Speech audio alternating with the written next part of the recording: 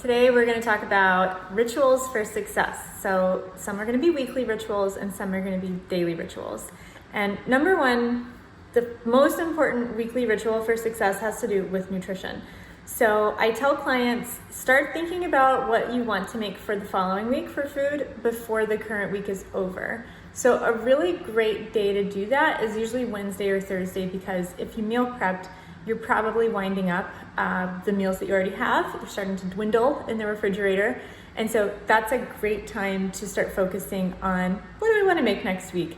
And it doesn't have to be a huge formal planning session every single time. But what I encourage you to do is think about meals that have kind of been coming to your attention, like a meal you like at a restaurant that you thought about maybe in passing, to think, how could I make that at home?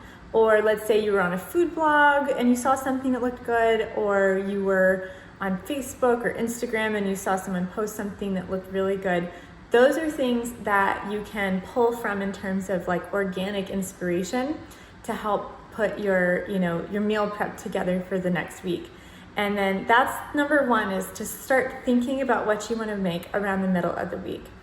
And then number two, the next step of that weekly ritual is picking what you want to make over the weekend for fun. And it sounds really antithetical compared to thinking of meal prep and thinking of preparing for the week. But honestly, weekends can be a tough time for a lot of people, because that's often when things might go a little sideways in terms of nutrition, because people typically don't plan for the weekend in terms of food. And so sometimes things just happen by default. And I always tell people it doesn't have to fit into your normal meal prep structure, but it might just be something that is more of a single serving type item that you like to make, or that you want to make, or you want to try.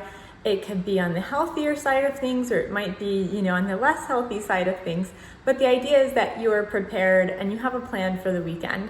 So for example, this weekend is the 4th of July. So we have a lot of weekend food that's going to be really fun. It's not part of our meal prep for the week. So we're like grilling sausages on the grill, and I'm making baked beans, the baked bean recipe actually from the Real Food RD's website, which I've had recommended to me, but I haven't actually made it yet.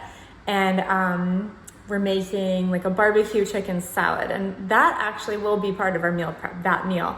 But everything else, we're gonna have like chili dogs one day for lunch. It's very casual. But having a plan means that we're not trying to figure out what to do day by day, which is often where people can end up slipping up with their nutrition, is if they don't think about the weekend and what they're gonna plan. So number one is start thinking in the middle of the week about the next week for meal prep. Number two, also think about the weekend. Don't neglect it. Don't forget to have some like special fun meals to make. Number three is weekly ritual wise. I highly recommend going to the grocery store the same day every week. And I don't go once a week. In terms of meal prep, I do go one main trip and do the cooking. I do end up going more than once, just because there's something random I want to get, or, for no good reason usually. I just want to get more stuff. But in terms of the meal prep, I only really go once a week. And my secret that I try to get clients, on board with, is to not clog up the weekend if at all possible. Try to go to the grocery store on a weekday. The crowds are better, and it leaves you more free time over the weekend. So our super secret ninja success move with meal prep as a family is that we go grocery shopping usually like on Wednesday, either in the morning or the evening. We try to go at times when it's not busy. And then we usually cook on Thursday afternoon, because for me, like I'm making this video on Thursday partly because of this time, my Thursday afternoon starts to kind of drop off in terms of clients. It's a less busy time for me. So for me, it works to really use Thursday afternoon to do some meal prep. And usually what I do is, because I'm cooking on a weekday and there is some work going on, I will usually put on a slow cooker meal in the morning, like one of the meals. And then in the afternoon, I kind of back clean up and finish everything else that actually needs like active attention. So that is my secret, is try to keep it off of weekends, because that can become really overwhelming if meal prep is not something that you're used to, like big batch cooking, and you save it all for Sunday afternoon. It's not always fun, because it can kind of be an albatross, or this heavy weight that just sits on your shoulders. And then when that part of the weekend when you really want to relax and do nothing, it rolls around, you're kind of like you don't really feel like cooking a ton of food and cleaning up at that point. Whereas Thursday afternoon for me, it's kind of more like the week is wrapping up. I'm motivated to get it done because I want to be off for the weekend.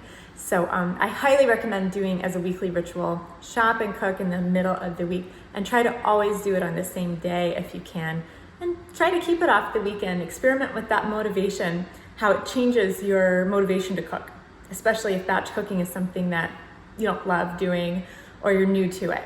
Number 4, we're gonna get to daily rituals now. So the first 3 were all about food.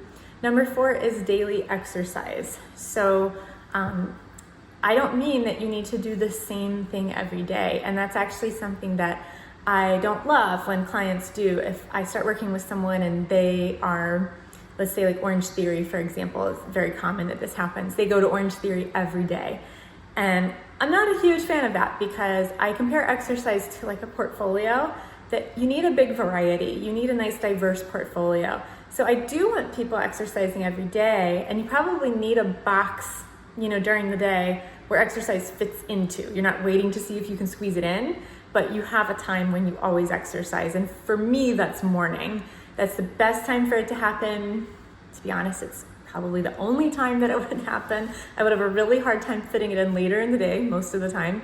But you want to mix it up so that some days maybe you're doing something that's very high intensity, and then other days it's more moderate intensity, and then other days it's low intensity. So the box is still the same in terms of if it's 7 a.m., 8 a.m., 6 a.m., whatever it is for you, 4 p.m., 6 p.m., that time is always the same. That's the ritual part of it.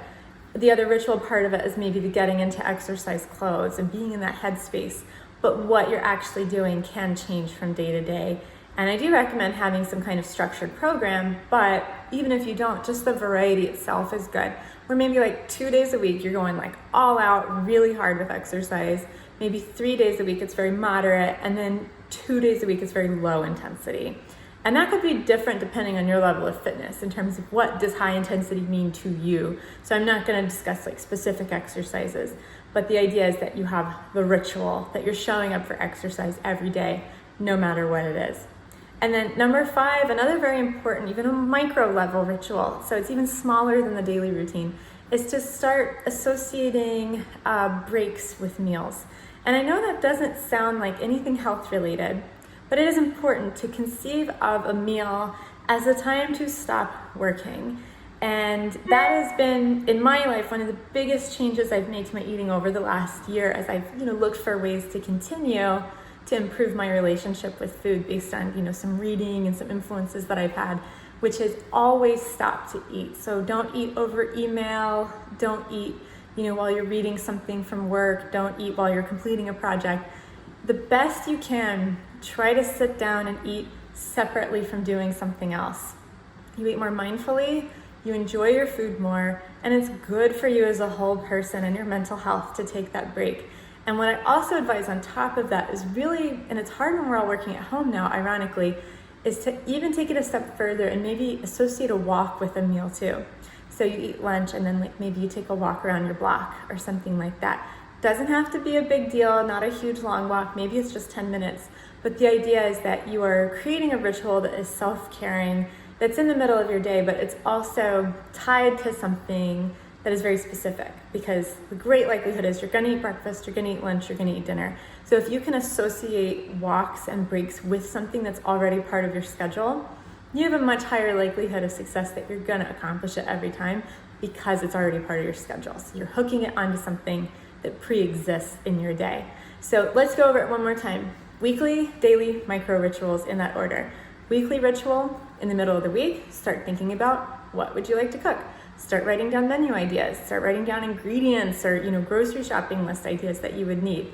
Number 2 is pick your weekend food in advance. Think about cooking a few fun meals. That can really help to protect your weekend in terms of things not going sideways with your nutrition. Number 3, go to the grocery store on the same day every week and try to meal prep on the same day every week. That can be such a powerful ritual. And like I said, I recommend doing it on a weekday. Protect your weekend, make your weekend fun and relaxing. don't make cooking something that you procrastinate, that gets put off, and then you end up with this really bad taste in your mouth around meal prep. Number 4, create a space, same time every day if you can, for daily exercise. Have a diverse portfolio in terms of what you're doing for exercise, but keep it very repetitive in terms of when and where you show up for it to help make it a habit, help make it a healthy ritual. And then you build that expectation after a while. When it becomes a habit, your day feels weirder if you didn't do it than if you did. And then number 5, take breaks for meals, mindfully enjoy your food, and if you can, try to go for a walk before or after a meal. I prefer after myself, just to kind of solidify that idea of the meal being a rest, it's a break. Obviously walking is exercise, but this is about more than that. It's about making food and rest something special in the middle of your day that you can look forward to, and you don't do it over a work email or something like that. So those are my 5 weekly, daily, and micro rituals for success in this program, and try them out this week and experiment, and let's talk in the group chat about how it goes. Have a great day.